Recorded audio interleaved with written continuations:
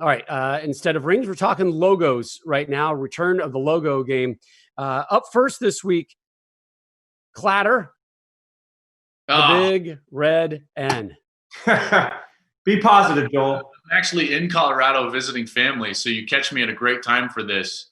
I'm not even going to give you the political correct answer. Just puke. Like, it makes me. I just can't stand it. Come on, man. Like, I grew up in this rivalry, guys. Right, Coach? I know you still can't say Michigan. Right now, you work on this side. I love Scott Frost. I want to see Nebraska succeed, but Maddie, what do you see? You know what I see? Since I'm not going to throw a wet blanket on this like Joel usually does. I see my dad, born in Omaha, Nebraska, was a Nebraska fan growing up, and I believe we talked about this last week off air.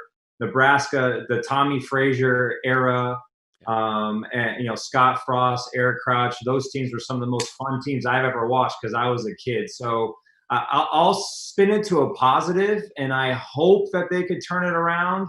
But to me, I think of my pop, and I think of some of the great teams that I watched when I was a teen.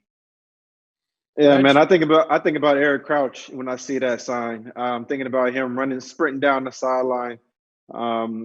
And then also on the other side, I think about a program right now that I believe is underachieving. I believe this is a program that can be really good, but they got to get out of their own way. And I think Scott Frost is the man that the fans and the program look to kind of be their savior. So he has a lot of pressure on his shoulders to get that done, especially after a year like they just had. And then you're going into a year, with coronavirus and the pandemic and a lot of uncertainty. This is a lot of pressure. And it's also, this is, that's the nature of the beast. And so, I want to see this program, get back to greatness. The rebuild has been longer and harder than expected. Logo number 2 in Urban. This one is for you. And I know you're a football guy, but I also know you are a hardcore baseball guy. And there's a reason the Atlanta Braves logo is up. Tell us about your correlation with the Atlanta Braves. Well, Atlanta Braves, that was back in 1982. It was America's team on TBS? Yes. And some guy named Dale Murphy, Bob Horner, and the manager was Joe Torre. They selected me in the Major League Draft. And in 1982, Reggie, I was picked, and I signed a contract. And then I got a letter 2 years later from some guy named Hank Aaron that said, "You're cut." So I was such a good baseball player, I went into a coaching football mode after my baseball career. They didn't know what they had. Hank Aaron cut you. What's that, Rob? I'm saying Hank Aaron cut you. Joel, who cut you? Myself. I looked around.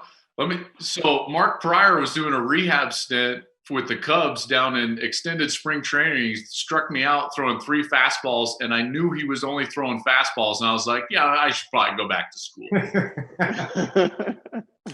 Coach, what was your position?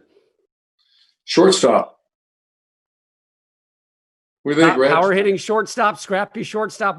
Give us a thumbprint on your Coach game. was definitely a scrappy shortstop. He was definitely scrappy. No doubt. Competitive.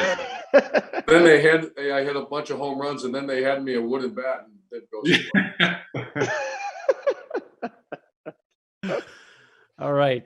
The elite shortstop from the Atlanta Braves organization, Urban Meyer. Love that story. For the best access, perspective, and personalities in all of sports, follow us at Fox Sports on Twitter, Facebook, Instagram, and YouTube. Hey, thanks for watching. If you enjoy that clip, make sure you click subscribe somewhere down here. From game highlights to exclusive interviews and rankings, we've got everything you need as a college football fan right here. College Football on Fox.